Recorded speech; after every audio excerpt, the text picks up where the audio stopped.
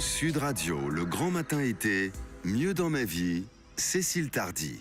Cécile Tardy vient de nous rejoindre dans le studio du Grand Matin sur Sud Radio. Bonjour Cécile. Bonjour Philippe. Coach spécialisé dans l'équilibre. L'équilibre quoi entre les vies, vie professionnelle et vie personnelle. Et c'est vrai que parfois, en créant le bon équilibre, eh bien, les choses se passent complètement différemment et qu'on peut parfois même sortir de périodes où on se sent un petit peu en précarité, en insécurité. L'insécurité financière, tiens justement. Est-ce qu'on peut en parler, Cécile ? Oui, on peut en parler parce que c'est un sujet chaud aussi l'été.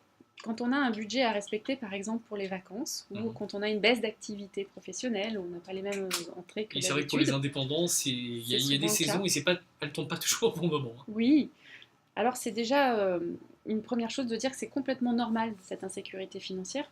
C'est complètement normal d'avoir peur de manquer d'argent parce qu'on a été tous élevés dans la peur du manque, la peur de mourir de faim, la peur de se faire manger par le loup, la peur de ne pas être aimé par nos parents. Là, vous poussez à l'extrême. En fait, Oui. vous voulez dire que ce sont des peurs vraiment bien enracinées, Ancrées ancestrales, transmises de complètement. génération en génération et qui ne nous appartiennent pas forcément d'ailleurs. Non, on se les transporte comme ça, gentiment, consciemment ou inconsciemment.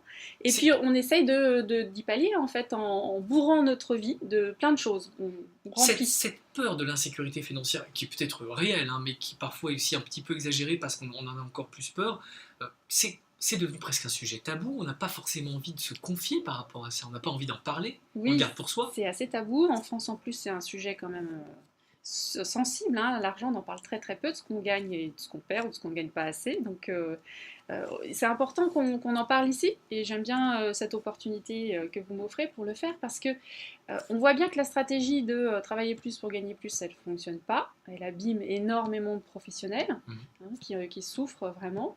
Donc c'est le moment, je pense qu'on se dise tous, bon, ok, on va changer là maintenant. On va arrêter de se fatiguer et puis d'en baver. On va justement trouver quelque chose de plus doux. Alors, je vous arrête tout de suite. On peut pour soi, évidemment, changer un peu les règles du jeu en se disant on va passer dans la douceur. En revanche, imaginez que vous ayez rendez-vous chez votre banquier, votre banquière.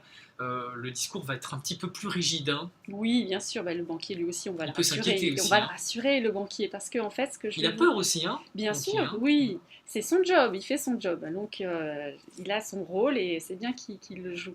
Alors nous, on va ici, pour se rassurer justement, calmer le banquier puis calmer notre insécurité, on va commencer par faire nos comptes. En fait, vous savez, les comptes, il y a beaucoup de gens qui sont allergiques à cette activité.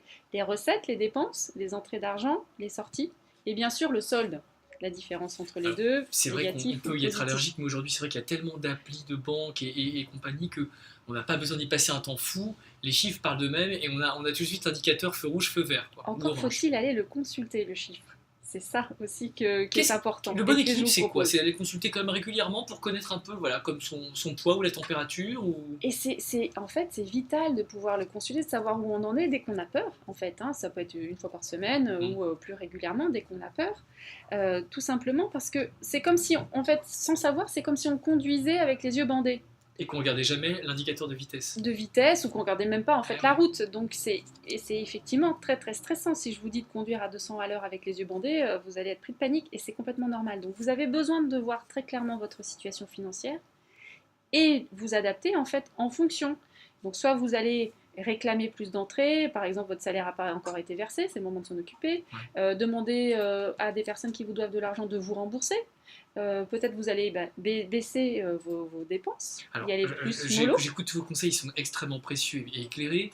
En même temps, je me mets à la place de personnes qui sont en grande précarité. Parfois, on voit l'indicateur passer au rouge dans son compte. Et excusez-moi, mais c'est un peu la politique de l'autruche, mais beaucoup de personnes après se disent bon, c'est tellement la catastrophe que je ne vais même plus regarder mes comptes, ça me stresse. Oui, mais c'est encore pire en fait. Le résultat est encore pire parce que la C'est comme ça qu'on situation rentre dans une s'aggrave. mauvaise spirale. Oui, en fait, plus on se rend compte tôt de la situation et plus on peut prendre des décisions.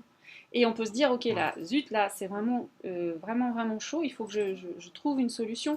Parce que quand on ne fait rien, quand on oublie ou qu'on évite d'ouvrir le courrier de la banque, les relances, etc., qu'est-ce qui se passe? Il y a des majorations. Et au lieu d'être endetté, on est surendetté. Et on sait très bien que ça coûte beaucoup plus cher. Et ça c'est va très parfois vite. des prises de décision simples, hein, changer d'abonnement de portable, renégocier une assurance. Exactement. Il y a plein de solutions, simplement, c'est de sortir la tête du trou. arrêter de faire l'autruche au maximum, hein, et puis aller s'occuper de nos comptes parce que l'argent adore qu'on s'occupe de lui. Bon, c'est comme un petit animal en fait. Exactement, Bon. prenons-en soin. Cécile Tardy qu'on retrouve demain sur Sud Radio. À demain Cécile. Au revoir Philippe.